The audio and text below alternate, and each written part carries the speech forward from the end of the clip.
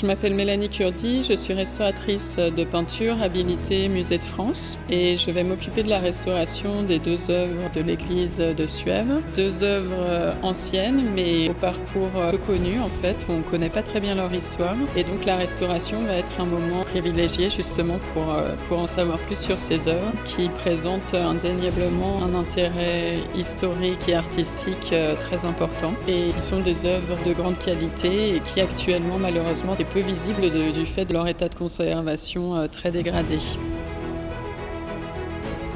Je vous présente d'un peu plus près un détail de la nativité, un gros plan sur la Vierge et l'enfant. Donc on voit que l'œuvre est très très assombrie et tachée de brun, notamment sur le visage de la Vierge. Donc ça c'est des vieux vernis anciens, c'est un encrassement très très ancien, donc caractéristique d'une église. Donc là ce genre de choses perturbe vraiment très fortement la visibilité de l'œuvre. Donc c'est une des problématiques majeures de cette œuvre. Et l'autre, comme vous pouvez le voir là de manière assez évidente, c'est les nombreuses échymures. Et ici, on a même l'impression que c'est des enfoncements dus à des doigts, malheureusement, parce que l'œuvre est située donc au-dessus de cet autel et donc accessible à taille humaine. Donc on imagine que les personnes voyant déjà des déchirures, les gens curieux s'approchent et enfoncent le doigt en fait. Une œuvre dans un état de conservation dégradé n'inspire pas le respect qu'inspire une œuvre parfaitement restaurée et ne tient pas les gens à distance. Et en fait, ça participe aussi à la dégradation de l'œuvre, malheureusement. Le fait que l'œuvre soit dégradée incite les gens à ce genre d'acte de vandalisme, malheureusement. Donc c'est aussi une des raisons pour lesquelles il faut vraiment intervenir rapidement.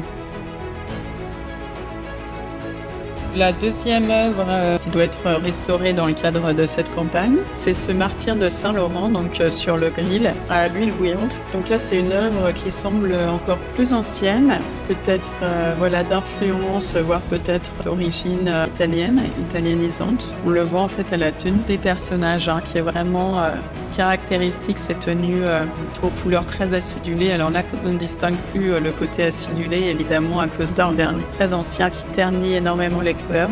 Mais là encore, la restauration permettra de retirer ce vernis très jauni, très altéré, et de retrouver les couleurs d'origine qui seront sans doute étonnantes et caractéristiques d'une œuvre peut-être de la Renaissance. Sachant que la grosse problématique de cette œuvre, c'est aussi la partie basse très dégradée et un support très très dégradé qui a été restauré donc probablement il y a une 60aine d'années, mais très mal. Vous voyez, le support présente des déformations importantes et des repeints très très larges. Alors là, pour le coup, qui défigure totalement l'œuvre. Là, vous voyez quelque chose d'extrêmement maladroit qui semble recouvrir entièrement des grandes plages de la couche picturale d'origine qui, comme on le voit, est pour le coup de très grande qualité. Donc on peut se demander ce qui se cache encore sous ce drapé très laid. Voilà.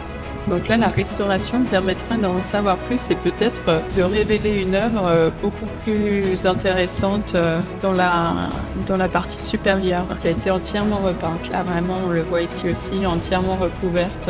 Alors peut-être il y a 60 ans, peut-être il y a plus longtemps.